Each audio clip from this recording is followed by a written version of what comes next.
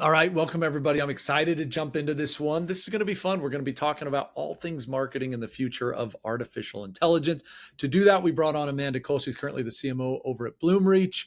I've been following some of their content, but the interesting thing with Amanda and Bloomreach is that she's in marketing and they also have kind of this very futuristic concept product. She'll get into it a little bit that focuses on marketing. And so I thought bringing her on to kind of talk about the future of GTM was a no-brainer. I harassed her. I finally got her. Amanda, thanks for joining. How are you? Thanks for having me. I'm doing well. Thanks. Awesome. Awesome. So I want to dive into some of your thoughts on the space, but real quick, maybe can you just tell us a little bit about yourself and what you guys do over there at Bloomreach? Sure. I'm the CMO at Bloomreach, as you mentioned, which means I own our demand gen, our brand, how we show up in the market, but also really connecting with our customers and making sure that the voice of the customer is fed throughout our organization. So I get to meet with, while I am on the B2B side, because Bloomreach sells to businesses, we do create a product for B2C customers. And so we do what essentially is magical and measurable experiences, hyper personalization at scale for B2C companies across every channel that their customers engage and interact with them on. And both of those spaces in B2B and B2C are being completely transformed, especially as it relates to personalization with all the latest in GenAI. So it is a fun time.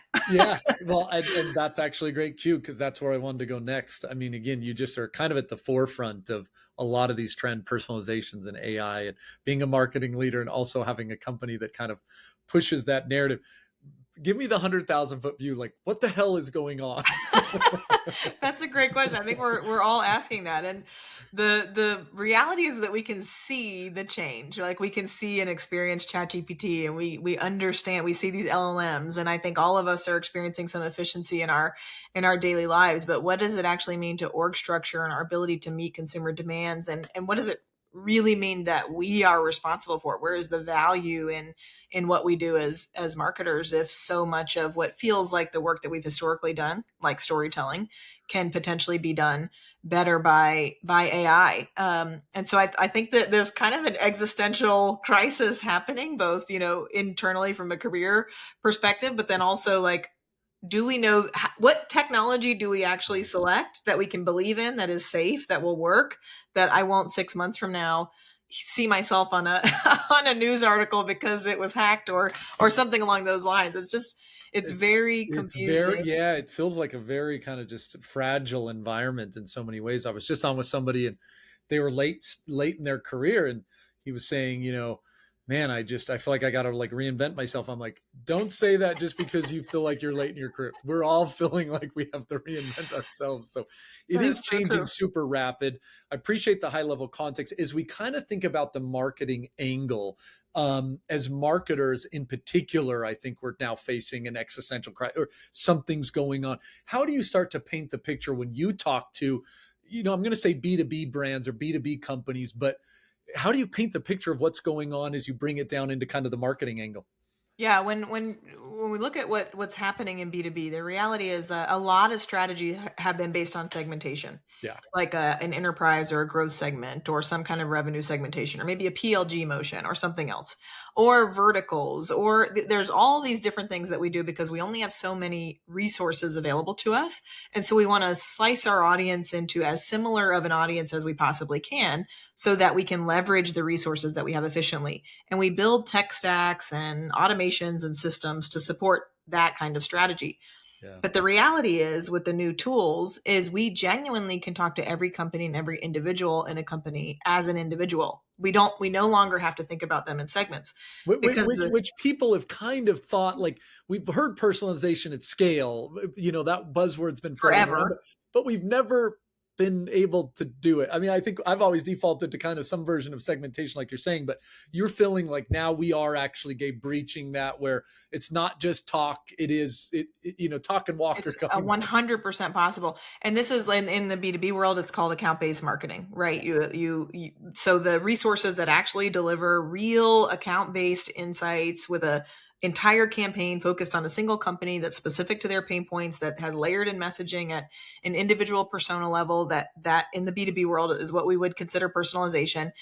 Uh, that at scale has really been impossible. And today we have a lot of, so we're using Copy AI to deliver ABM based landing pages. We're using Carrot to do ABM based ads. And what's incredible is it's genuinely an individual page for every account, an individual ad campaign for every account. Not Mm, here is 40 accounts that get something with like a logo change. And that's the infrastructure of what's possible now, and the data streams and the connectivity of the data into the actual output, the landing page itself, yeah.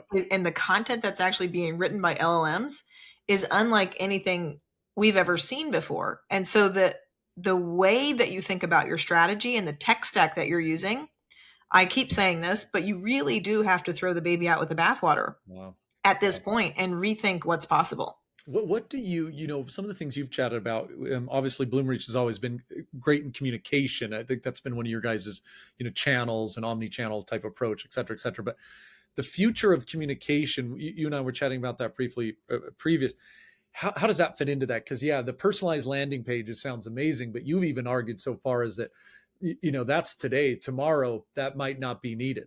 Yeah, I think particularly in the consumer world, we're seeing the big trend right now is how organic site visits are decreasing, and Mhm. that's because if you think about search results, up until about a year ago, you completed a search and you were given some information, and it was up to you to click into the links and learn more to educate yourself. That has actually been moved up. That context building has been moved up into the actual search engine or the conversational engine. So the intelligence and insight, the context is being provided to you in your search answer. So you no longer need to go and visit a site to actually understand the reason why it appeared in the search result, and you're able to better educate yourself just in your chat window. If you extend that to purchasing, if you extend that to documentation, if you extend that to many of the ways that we began to understand the accessibility of the web, and you start to contain that in this chat application, the website is no longer necessary from a consumer angle, but that content is necessary for agents. So Yeah. it just really changes the whole paradigm of what those of us who are creating digital content actually are creating it for. Wow. Yeah. I mean, so your thought, if you take that one step further, and by no means do you have a crystal ball. I get that. What does that, like, no website? I mean, like, how do you see that progressing? And again, I know we're going now into, Terminator 2 kind of worlds of here, but what's your quick take on how this adjusts? And then I want to get in maybe a couple more and then get into how do we as marketers handle this? But what's your thought on kind of the future of website? Yeah, I don't think websites will exist, and I don't think they'll be necessary. I mean, again, the reality is that we've slowly been evolving with access to technology. So if you look, pre-internet, obviously the way you looked for information was libraries and encyclopedias and those things quite a long Yeah. time ago. Then the internet came, then Google came and actually created an index that you could search through to find information in these vast catalogs of data. Then we migrated to cloud, where now there was an infinitely larger amount of data. Those of us in marketing started to this is, Google ads started to come out, WordPress started to come out, SEO optimization. I was in marketing as all of these trends started to come out, and so we all learned to game the system to be, in the top of the search results, and paid our way oftentimes into the top of the search results. But it all still at the end of the day is a big searchable database that some companies have figured out how to monetize. Yeah. When you think about the accessibility of that searchable database that we're now creating with ChatGPT and Perplexity and so on, the output of the website really is not necessary anymore, because the research angle isn't really that necessary Mm, anymore.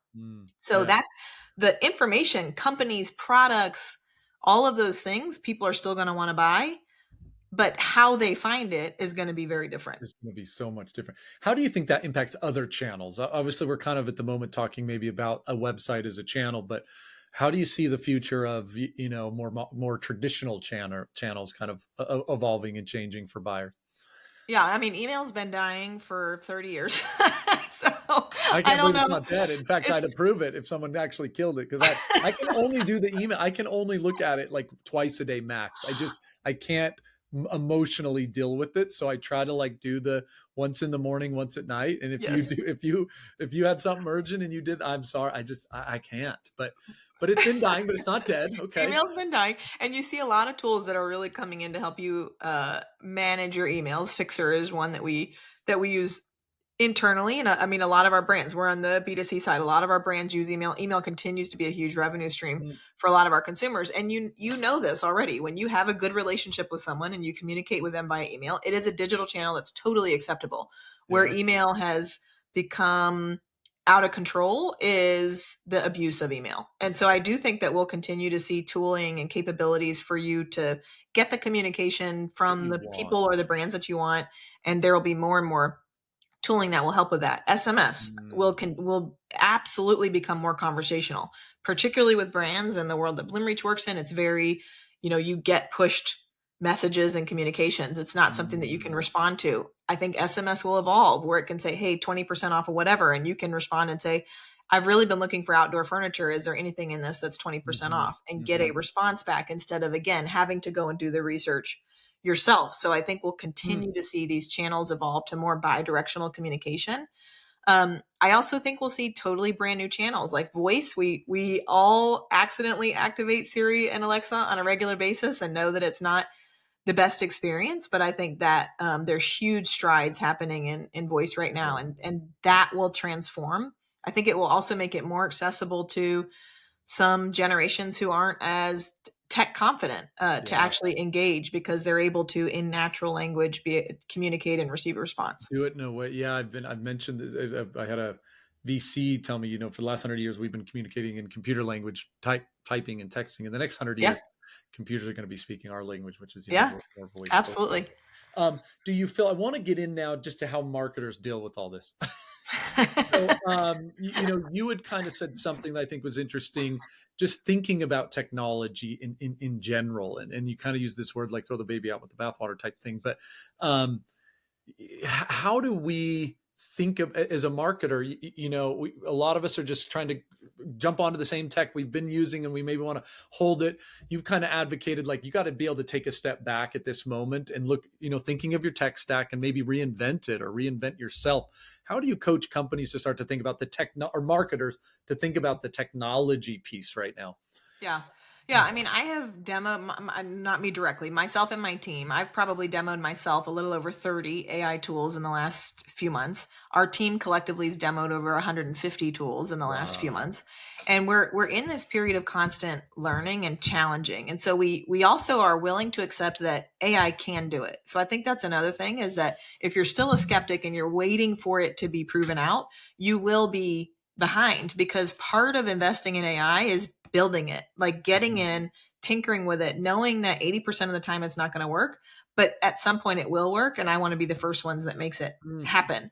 So I mm, think finding really good partners in companies and either startups or new AI companies or even internally in your teams, people who are really excited about it to test and try and tinker with interesting. tools and really be part of building that future.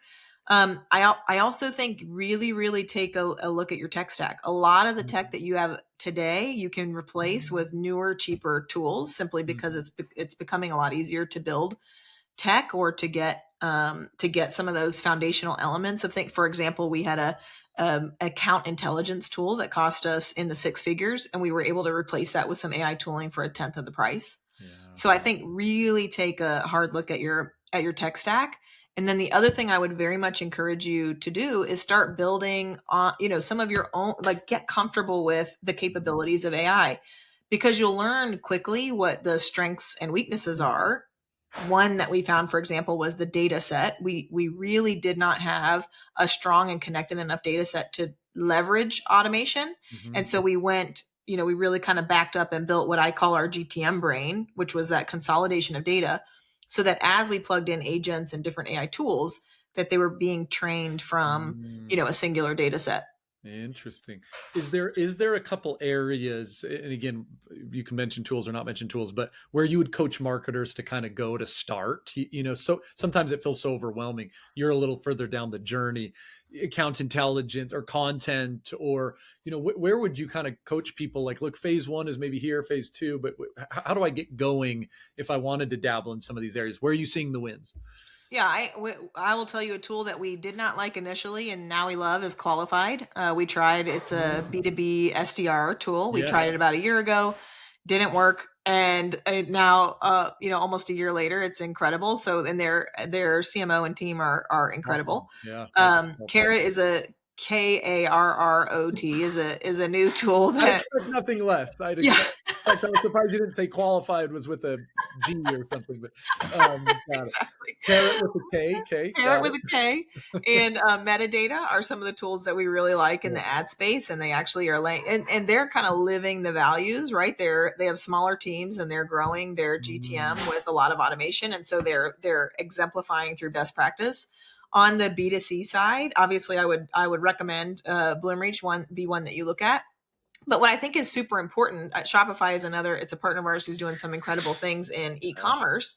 But what I think is the common thread is these are companies that are ahead of the curve. And so the innovation that's being developed, is future state. And you want to be partnering with people who are ahead of the curve, who are ahead of product market fit, really, because this product changes so quickly that if you're working with somebody who's got product market fit today, they're going to be leapfrogged pretty quickly. So focus on bleeding edge.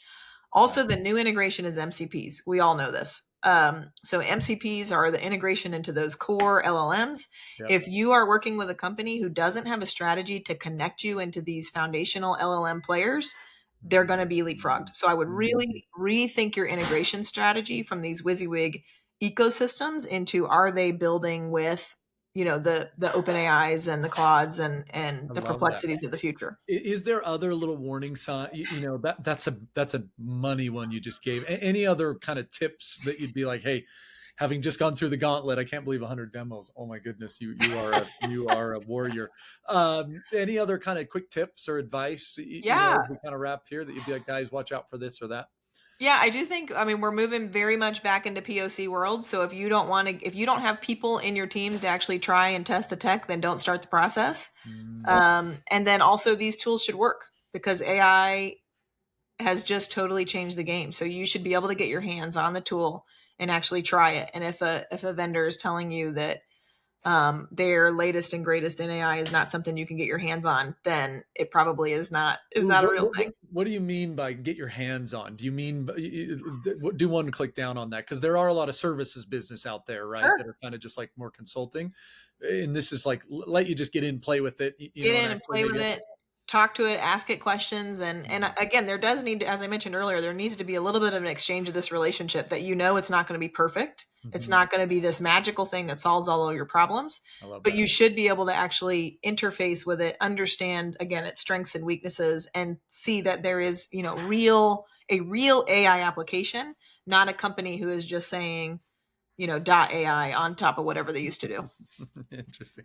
Yeah, I've talked to a couple venture people, and they are like, yeah, this company was just, and ended up being more services, not much of a little bit of a Oz behind the curtain type of thing. So anyways, which I'm sure there is out there, because boy, there is a new AI company about every 5 seconds. There is. So truly cool. Well, really appreciate the talk track. Fun to kind of have it, right from someone who's deep into it. If someone wanted to learn a little more about yourself or dive into this talk track a little more, learn about Bloomreach, what's the best way to do that? Yeah, you can find me on LinkedIn. I'd love to connect with you there. And Bloomreach, you can visit us at bloomreach.com. At least for the next year at Bloomreach. At least, I do really want to take our website down. I promise I do. It might happen. Well, Amanda, it's so fun to make the connection. Really appreciate you taking the time. For the audience, have a fantastic day. Thank you.